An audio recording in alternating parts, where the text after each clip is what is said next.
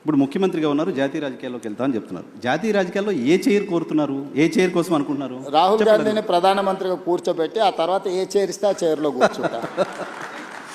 Right sir, నేను గతంలో TV 9లో పనిచేస్తున్నప్పుడు కావచ్చు, ఏబీ ఆంధ్రజ్యోతిలో పనిచేస్తున్నప్పుడు కావచ్చు, మనం ఇంటర్వ్యూకి వచ్చినప్పుడు మీరు నాకు చెప్పే ఏం అడగాలి సార్ అంటే ఏదైనా అడుగు అనేవాళ్ళు. ఆ లిబర్టీ తీసుకొని కొన్ని క్వశ్చన్స్ అడుగుతున్నాను, అడగచ్చు కదా? డన్. Thank you. తెలంగాణకు సంబంధించి, హైదరాబాద్కు సంబంధించి సినిమా ఇండస్ట్రీ ఎందుకు రేవంత్ రెడ్డి పట్ల నెగిటివ్గా ఉందా, లేకపోతే రేవంత్ రెడ్డి సినిమా ఇండస్ట్రీ పట్ల నెగిటివ్గా ఉన్నారా అలాంటి ఒక ఇంప్రెషన్ బయట సొసైటీలో ఉంది. రీజన్ ఏంటో తెలియదు, మీరు చెప్పాలి. దాంతోపాటు తెలుగు సినిమా ఇండస్ట్రీ ఏమో అంటిముట్టినట్టుగా ఉంటుంది. బాలీవుడ్ మొత్తం ఇంటికి వస్తుంది. అమితాబ్ బచ్చన్ వస్తున్నారు, ఆయన ఇంకా సల్మాన్ ఖాన్ వస్తున్నారు, అజయ్ దేవ్గన్ వస్తున్నారు, బాలీవుడ్ అంతా వస్తుంది. తెలుగు సినిమా ఇండస్ట్రీతో ఎందుకు డిటాచ్మెంట్ ఉంది మీకు? నాకు డిటాచ్మెంట్ ఏం లేదు. నాకు ఎక్కువ వివరాలు తెలుసు కాబట్టి కొంతమంది నా దగ్గరకు వచ్చి వేరే చెప్పలేరు. ఎందుకంటే నాకు అందరి గురించి చాలా విషయాలు తెలుసు కదా. నేను కొత్తగా చూస్తలేను పరిశ్రమ. కొంతమంది అమెరికా నుంచి వచ్చిన వాళ్ళకు సెలబ్రిటీస్ అంటే సోషల్ క్లైంబింగ్ అంటారు దీన్ని ఇంగ్లీష్లో. ఓకే.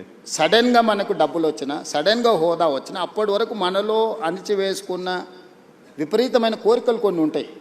దాంతో ఏమైందంటే ఒక్కసారిగా అవి నిద్రలేస్తారే నాకు సెలబ్రిటీ పరిచయం ఉండాలా, ఆ సెలబ్రిటీ నేను కలవాలా, లేకపోతే నన్ను ఆయన కలవాలా అని సోషల్ క్లైంబింగ్ అంటారు దాన్ని. అంటే అట్లా బయట ప్రపంచంలో ఉండే వాళ్ళతో కొంత కలవాలని కోరికలు ఉంటాయి. నేను 30 ఏళ్ళ క్రితం అందరూ ఇప్పుడు స్టార్స్ అని చెప్పేటోళ్ళు అందరూ కిడ్స్ ఉన్నప్పుడు నాకు తెలుసు. ఓకే. నేను పేర్లు చెప్పను కానీ వాళ్ళు స్కూల్కి వెళ్ళి, లేకపోతే జూనియర్ కాలేజ్కి వెళ్ళి, లేకపోతే వాళ్ళ కాలేజ్ నుంచి బయటకు వచ్చి సింగిల్ బియర్ తాగాలనుకున్నప్పుడు కూడా నా దగ్గరకు వచ్చేటోళ్ళు. అన్న నువ్వు సంతకం పెడితే నేను బియర్ తాగుతా అని. సింగిల్ బీర్ తాగడానికి మీరు వచ్చారు, మీ దగ్గరికి వచ్చారు. ముఖ్యమంత్రి అయిన తర్వాత మీ దగ్గర రావడానికి భయపడే చెప్తున్నా. అన్ని చూసిన తర్వాత నాకు వచ్చి కొత్తగా చెప్పలేరు కదా నర్సింగ్. ఓకే. సో అందుకోసమని నేను ఏ పరిశ్రమతోనైనా ధూల్పేట్ల గుడంబ అమ్ముకునే వాళ్ళతోని నేను అంతే రిలేషన్ మెయింటైన్ చేస్తా. Top of the top star వచ్చినా కూడా నేను అట్లనే ఉంటా. Wipro, Microsoft or any other company CEO వచ్చినా నేను అంతనే ఉంటా. అమెరికన్ అంబాసిడర్ వచ్చినా కూడా నేను అదే విధంగా ఉంటాను. నువ్వు నా బిహేవియర్ చూడు, నువ్వు యావరేజ్ లీడర్తోనున్నా, ప్రధానమంత్రితోనున్నా నేను వంగి నమస్కారాలు పెట్టుడు, అతి వినయాలు చేసుడు, లేకపోతే టూ మచ్ ఏదో ఇంప్రెస్ చేసేసి ఏదో నటించేద్దామని నా బ్లడ్లోనే లేదు. నేను ఉన్నది ఉన్నట్టు ఉంటా, వచ్చేది వస్తుంది, పోయేది పోతుంది. ఇట్లుంటేనే ముఖ్యమంత్రి అయినా. ఇంకా కొత్తగా ఏంది నేను చేసేది? ఏం పని ఉంది ఇప్పుడు ప్రతి ఒక్కరికి లైఫ్లో సక్సెస్కి ఒక ఫార్ములా ఉంటుంది. నువ్వు యాజ్ జర్నలిస్ట్ నువ్వు సక్సెస్ అయినావు అంటే నీకు ఒక ఫార్ములా ఉంటుంది, లేకపోతే ఒక వర్కింగ్ స్టైల్ ఉంటుంది. ఇంకొక లీడర్కి ఇంకొక లాగా ఉంటుంది, ఇంకొక సెలబ్రిటీకి ఇంకొక లాగా ఉంటుంది.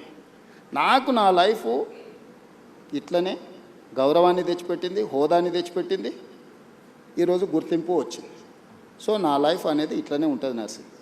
ఇందులో నేను అనేది టాలీవుడ్, బాలీవుడ్ కాదు, హాలీవుడ్ కూడా హైదరాబాద్లో షూటింగ్ జరగాలి, ఇండస్ట్రీని ఆ విధంగా తీసుకెళ్లాలని ప్రయత్నం చేస్తున్నా.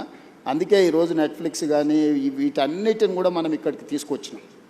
సో నేను ఇండస్ట్రీకి ఒక హబ్ లాగా క్రియేట్ చేయదలుచుకున్నా. ప్రపంచంలో ఉండే సినిమా ఇండస్ట్రీ హైదరాబాద్లో ఉండాలనేది నా కోరిక. ఓకే. నేను అందుకే ఆ విధమైన ప్రణాళికలు వేస్తున్నా. సో నేను ఇండివిజువల్స్ని టూ మచ్గా ప్లీజింగ్ చేసే పనిలో నేను ఉండను. ఓకే. నేను నా పని 18 గంటలు నేను పని చేయాలి. నా పనిలో ఈరోజు ఎవరు అవసరం, ఎవరిని కలవాలి, ఎవరి వల్ల రాష్ట్రానికి ప్రయోజనం ఉంటే నేను వాళ్ళ కోసం టైం స్పెండ్ చేస్తా. ఓకే. మీరు ముఖ్యమంత్రి కావడం కోసం బయట కాంగ్రెస్ పార్టీ మెస్సిన్ కూడా తెచ్చినా మీకు తెలుసు కదా. పిల్లలకు ఒక స్ఫూర్తి అయిన మెస్సిన్ తెస్తే కూడా తప్పు పట్టిరా. ఏం చేయాలి? నేను మైదానంలో మెస్సిన్ తెచ్చినా కానీ పబ్లో పోయి డ్రగ్స్ కోసం ప్రమోట్ చేయలే కదా. పబ్ కల్చర్ వాళ్ళు అనుకుంటుండ్రు, స్టేడియం కల్చర్, స్పోర్ట్స్ కల్చర్ నేను అనుకుంటున్నా. ఈ కల్చరల్ డిఫరెన్సెస్ ఉన్నాయి మాకు. Okay. So farm house culture వాళ్ళు అనుకుంటుండ్రు, అగ్రికల్చర్ అని నేను అనుకుంటున్నా. ఈ కల్చరల్ డిఫరెన్సెస్ ఉన్నాయి. What should I do? Okay.